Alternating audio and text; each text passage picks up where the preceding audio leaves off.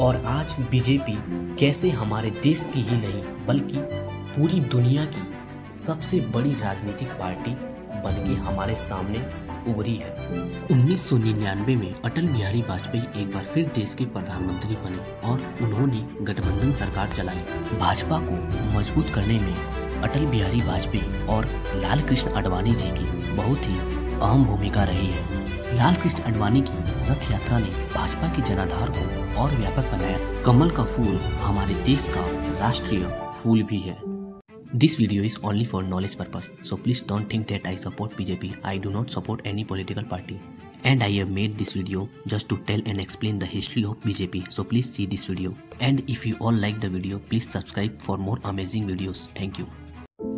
नमस्कार दोस्तों, मेरा नाम है कुणाल स्वामी और मैं आप सभी का एक बार फिर से अपने YouTube चैनल पे बहुत बहुत स्वागत करता हूँ। तो दोस्तों, आज की इस वीडियो में मैं आप सभी को हमारे देश की सबसे बड़ी या यूं कहे तो दुनिया की सबसे बड़ी राजनीतिक पार्टी के संपूर्ण इतिहास के बारे में पूरे विस्तार से बताने वाला हूं। जी हाँ दोस्तों, आज हम हमारे देश की सबसे बड़ी राजनीतिक पार्टी यानी भारतीय जनता पार्टी के पूरे इतिहास को संपूर्ण विस्तार से समझने एवं जानने का प्रयास करेंगे कि किसने कब और किन हालातों में इस राजनीतिक पार्टी की स्थापना की और आज बीजेपी कैसे हमारे देश की ही नहीं बल्कि पूरी दुनिया की सबसे बड़ी राजनीतिक पार्टी बनके हमारे सामने उभरी है।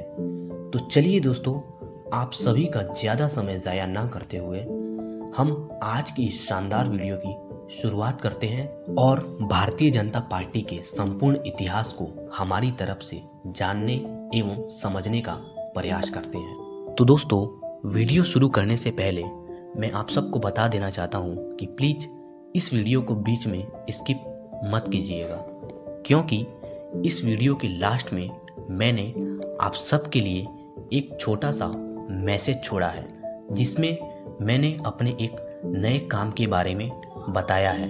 तो प्लीज इस वीडियो को लास्ट तक जरूर देखिएगा। भारतीय जनता पार्टी का इतिहास भारतीय जनसंघ से जुड़ा हुआ है। 21 अक्टूबर 1951 को दिल्ली में जनसंघ की स्थापना हुई थी, जबकि बीजेपी का गठन 6 अप्रैल 1981 को हुआ था।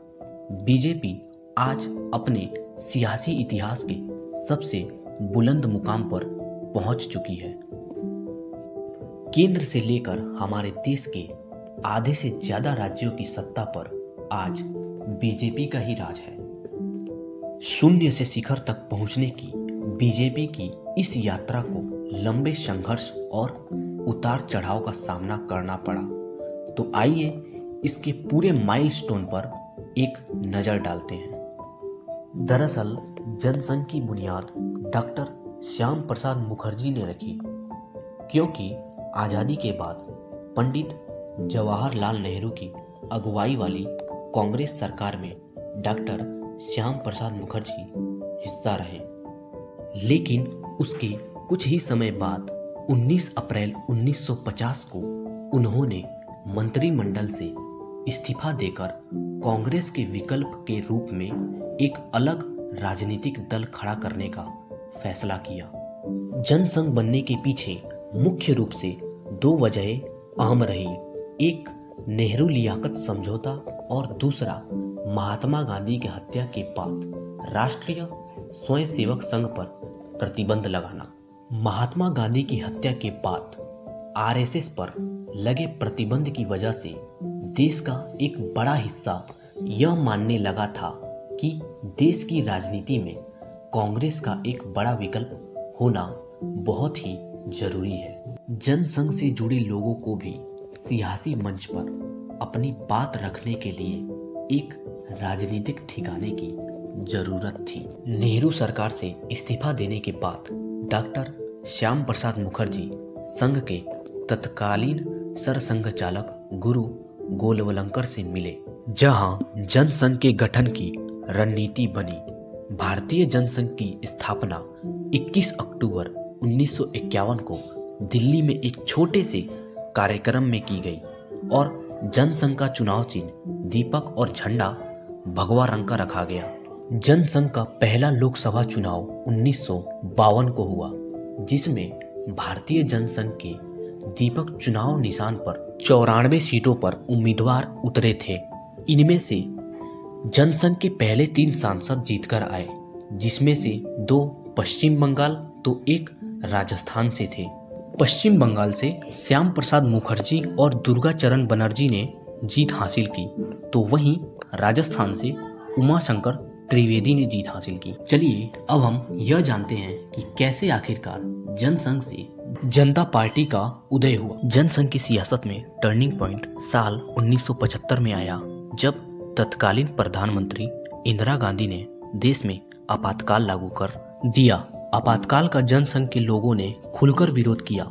जनसंघ से जुड़े तमाम नेताओं को इसके लिए जेल भी जाना पड़ा। साल 1977 में जब इंदिरा गांधी ने आपातकाल खत्म किया तो देश में आम चुनाव की प्रक्रिया शुरू हुई।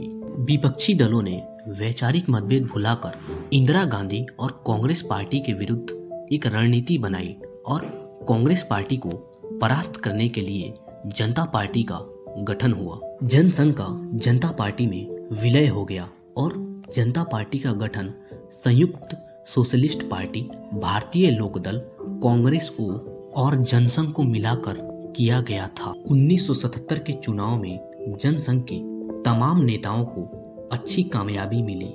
मोरारजी देसाई की अगुवाई में जनता पार्टी की केंद्र में सरकार बनी। जनता पार्टी की सरकार में अटल बिहारी वाजपेयी विदेश मंत्री बने, तो वहीं लाल कृष्ण आडवाणी सूचना मंत्री एवं प्रसारण मंत्री रहे। अब हम जानते हैं जनता पार्टी से भारतीय जनता पार्टी बनने का सफर। आरएसएस की सदस्यता छोड़ने के मुद्दों पर जनता पार्टी टूट गई। जनसंघ के तमाम नेताओं ने अपनी एक अलग पार्टी बनाने का निर्णय कर लिया। इस तरह भारतीय जनता पार्टी अस्तित्व में आई और 1980 के लोकसभा चुनाव में जनता पार्टी को करारी हार का सामना करना पड़ा। इसके बाद अटल बिहारी वाजपेयी, लाल कृष्ण आडवाणी सहित जनसंघ के अन्य तमाम नेताओं ने 6 अप्रैल 1980 को दिल्ली के फिरोज शाह कोटला मैदान में भारतीय जनता पार्टी के नाम से एक अलग नई राजनीतिक पार्टी बनाने का ऐलान किया और अटल बिहारी वाजपेयी बीजेपी के पहले अध्यक्ष बने। बीजेपी का चुनाव चिन्ह कमल का फूल रखा गया। बीजेपी के संस्थापकों ने कमल को चुनाव चिन्ह इसलिए बनाया क्योंकि इस चिन्ह को ब्रिटिश शासन के खिलाफ क्रांतिकारियों ने इस्तेमाल किया था और उस समय इस चिन्ह को वीरता का प्रतीक माना जाता था। कमल का फूल हमारे देश का राष्ट्रीय फूल भी है।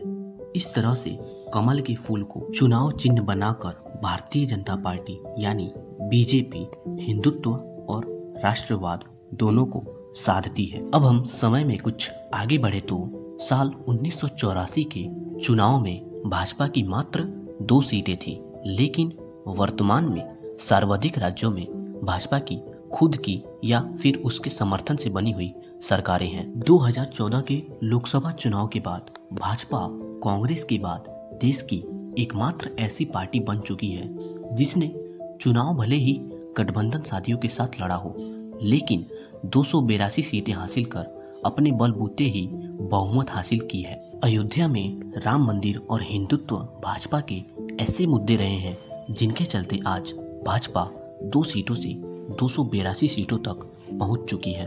भाजपा को मजबूत करने में अटल बिहारी वाजपेयी और लाल कृष्ण आडवाणी जी की बहुत ही अहम भूमिका रही है।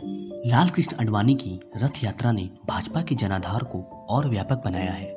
हालांकि नरेंद्र मोदी के सत्ता में आने के बाद विकास भी एक बड़ा मुद्दा बनकर उभरा है। 1996 में अटल बिहारी वाजपेयी भाजपा के पहले प्रधानमंत्री बने, लेकिन बहुमत न होने के कारण उनकी सरकार 13 दिनों में ही गिर गई। 1998 में हुए चुनाव में एक बार फिर अटल बिहारी वाजपेयी प्रधानमंत्री बने, लेकिन जयललिता के कारण उनकी सरकार फिर गिर गई। 1999 में अटल बिहारी वाजपेयी एक बार फिर देश के प्रधानमंत्री बने और उन्होंने गठबंधन सरकार चलाई। हालांकि 2004 के लोकसभा चुनाव में वे सत्ता में वापसी नहीं कर सके और 2014 के लोकसभा चुनाव में नरेंद्र मोदी के नेतृत्व में पहली बार भाजपा की पूर्ण बहुमत की सरकार बनी। 2019 में भाजपा ने 2014 के मुकाबले ज्यादा सीटें यानी 303 सीटें हासिल कर एक बार फिर केंद्र में अपनी सरकार बनाई और नरेंद्र मोदी दूसरी बार देश के प्रधानमंत्री बने। 2019 के बाद इस साल के चुनावी परिणाम तो आप सबको पता ही है। तो दोस्तों, ये थी बीजेपी की पूरी हिस्ट्री। अब हम आते हैं अपने उस मैसेज पर जो कि मैंने वीडियो के शुरुआत में बताया था। इंस्टाग्राम पे मैंने सिनेमेटोग्राफी नाम से एक पेज लॉन्च किया है जहां मैं अनेकों तरह तरह के शानदार ग्राफिक डिजाइन्स, पोस्टर्स, लोगोस बना के अपलोड करता हूं। तो अगर आप भी अपने बिजनेस या ऑर्गेनाइजेशन के लिए ऐसे ही शानदार लोगोस बनवाना चाहते हैं तो प्लीज़ मेरे उस पेज को फॉलो ज़रूर करें। इस पेज की लिंक मैं आप सबको इस वीडियो के डिस्क्रिप्शन में दे दूंगा। आप चाहें तो वहां से जाकर एक बार चेकआउट कर सकते हैं। तो दोस्तों, आज की वीडियो में बस इतना ही। अगर वीडियो पसंद आई हो तो प्लीज़ वीडियो को लाइक करें और चैनल को सब्सक्राइब जरूर करें। तो चलिए हम मिलते हैं इसकी अगली वीडियो में किसी नए और शानदार टॉपिक के साथ। तब तक के लिए अगर आपको ऐसे और हिस्टोरिकल वीडियोस देखने हैं तो उन सब वीडियो की प्लेलिस्ट की लिंक मैं आप सबको इस वीडियो के नीचे डिस्क्रिप्शन में दे दूंगा। तब तक के लिए जय हिंद, जय भारत।